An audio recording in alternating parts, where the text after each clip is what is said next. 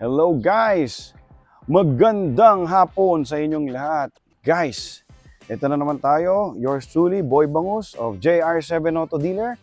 Siyempre, meron tayong sariwa na naman guys, 2018 Lexus IS350. Guys, all stock tayo, sariwa-sariwa. Tingnan mo ang rim, 17 siya, 22545. Pearl white ang ating kulay.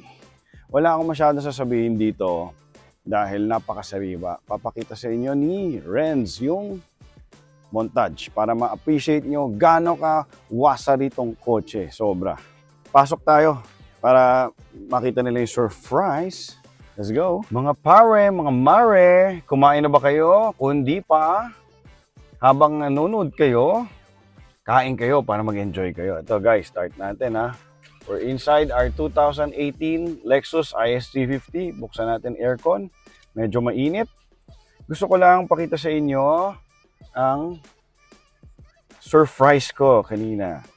Tingnan nyo gaano kasariwa to. Ang mileage 8,600 lang. Super sariwa. Kasing kinis. Ayan, Renzo, balik ka sa'yo. Guys, okay. Naka-paddle shifter tayo. Noong una, may cruise control. Diba? Push button na yung start and stop natin sa engine. Maganda dito yung aircon. Classic Lexus. Ang ganda ng clock, diba? Kasi ito, ang maganda dito, may aircon siya sa seats. Pag may, yun na, naramdaman ko na, malamig yung likod ko. Yun, dito, patayin na natin. Of course, meron siyang eco, normal, tsaka sport. If you want to run really fast. Kasi ang lakas nito, guys. 3.5 liter V6 ang engine nito, as you all know. Friends, gusto ko lang ulit pakita mo. Napakaganda, napakakinis, bagong-bago, naka-plastic.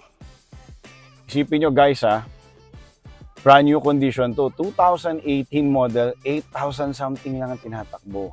And syempre, Casa Records to Lexus. Yun lang guys. Papakita sa inyo ni Boy Pili gaano kakinis to. Thank you again for all your warm support. Maraming salamat. Love you all. Take care. Stay healthy. God bless.